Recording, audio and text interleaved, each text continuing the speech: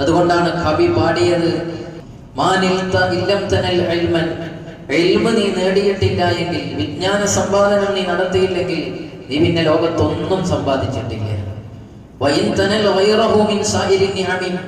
ബാക്കിയുള്ള എന്തെല്ലാം സംവിധാനങ്ങളും സന്തോഷങ്ങളും അനുഗ്രഹങ്ങളും നിനക്ക് വന്നു ചേർന്നാലും വിജ്ഞാനമില്ല എന്ന ഒരു പോരായ്മ എപ്പോഴും നിനക്ക് അവിടെ നിഴലിച്ചുകൊണ്ടേയിരിക്കും, ഒഴിച്ചുകൊണ്ടേയിരിക്കും.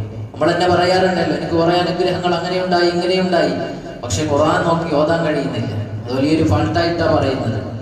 നേരാവണ്ണം നിസ്കരിക്കുമ്പോഴുള്ള കാര്യങ്ങളൊന്നും അറിയൂല, സദാ ഇന്നത്തെ കാലത്ത് അങ്ങനെയൊക്കെ ആയിരുന്നു എന്ന് നമ്മൾ പറയുന്നത് വിജ്ഞാനം എനിക്ക് കുറഞ്ഞുപോയി. സമ്പത്ത് അത് വളരെയധികം ഉണ്ട്, പ്രശസ്തി അതെമ്പാടുമുണ്ട്, ആയുരാരോഗ്യം അതുമുണ്ട്, പക്ഷെ കുറഞ്ഞു പോയത് വിജ്ഞാനാണ്. അത് മരണം വരെ നമ്മൾ പറഞ്ഞുകൊണ്ടേയിരിക്കും.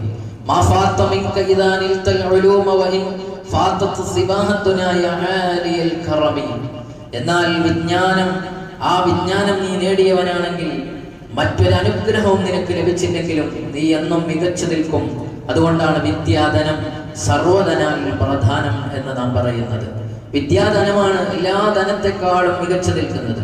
ആ വിജ്ഞാനത്തിന് മാത്രമാണ് നമ്മുടെ നാട്ടിൽ പരിവർത്തനം ഉണ്ടാക്കാൻ കഴിയുകയുള്ളൂ, സമൂഹത്തെ പരിവർത്തിപ്പിക്കാൻ കഴിയുകയുള്ളൂ, മനുഷ്യന്റെ മനസ്സുകളെ മാറ്റിയെടുക്കാൻ കഴിയുകയുള്ളൂ. അതുകൊണ്ടാണ് ബട്ട്ലർ പറഞ്ഞത്, വിദ്യാഭ്യാസം എന്ന് പറഞ്ഞാൽ ഒരു കാട്ടാളനെ നാട്ടാളനാക്കി മാറ്റുന്ന ഒരു പ്രോസസ്സാണ് എന്ന്. ഒരു കാട്ടാളനായ മനുഷ്യനെ നാട്ടാളനാക്കി ട്രാൻസ്ഫോർമേഷൻ നടത്തുന്ന ഒരു ഐതിഹാസികമായ പ്രോസസ്സാണ് വിജ്ഞാനം, എഡ്യൂക്കേഷൻ എന്ന് പറയുന്നത്. അപ്പൊ വിജ്ഞാനം നമ്മൾ കൊടുത്തുകൊണ്ടേയിരിക്കണം. അതിന്റെ നേർ ഉദാഹരണമാണ് ഹബീബായ മുഹമ്മദുർ റസൂലുള്ളാഹി സ്വല്ലല്ലാഹു അലൈഹി വസല്ലം. തങ്ങളവர்கள் ഈ ഭൂമി ലോകത്തേക്ക് വരുന്ന സാഹചര്യം നമുക്കറിയാം. അറേബ്യയുടെ ലോകത്തെ സ്ത്രീകരിച്ചിരുന്നത് തന്നെ 6-ാം നൂറ്റാണ്ട് എന്നാണ്.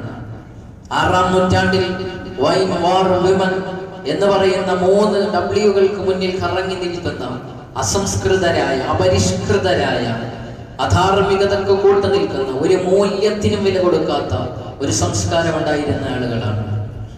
വളരെ പിഴച്ചുപോയിരുന്ന ഡാർക്ക് ഏജ് എന്ന് ചരിത്രകാരന്മാർ വിശേഷിപ്പിച്ചിരുന്ന കാലം. ആ കാലത്ത് സയ്യിദുനാ മുഹമ്മദുർ റസൂലുള്ളാഹി സ്വല്ലല്ലാഹു അലൈഹി വസല്ലം തങ്ങളവர்கள் ആ സമയത്ത് ഭൂജാതനാകുന്നത്. നബി സല്ലല്ലാഹു അലൈഹി വസല്ലം തങ്ങൾ വളർന്നു വരുമ്പോൾ കാണുന്ന കാഴ്ചകൾ, അനുഭവിക്കുന്ന അനുഭവങ്ങൾ വളരെ മോശമായ, വളരെ പ്രയാസകരമായ സാഹചര്യങ്ങളാണ്. ആ സാഹചര്യത്തിൽ ഹബീബായ റസൂലുള്ളാഹി സ്വല്ലല്ലാഹു അലൈഹി വസല്ലം തങ്ങൾക്ക് മനമെടുക്കുന്നുണ്ട്, വിഷമങ്ങൾ വരുന്നുണ്ട്. സമൂഹം എന്താണ് ഇങ്ങനെയായി പോയത് എന്ന് വല്ലാത്ത ആദിയുണ്ട്, വ്യാധിയുണ്ട്. ആ ഇടയ്ക്ക് നബി സല്ലല്ലാഹു അലൈഹി വസല്ലം തങ്ങൾ ഹിറാ ഗുഹയിലേക്ക് ഇടക്കിടക്ക് ആരാധന ചെയ്യാൻ,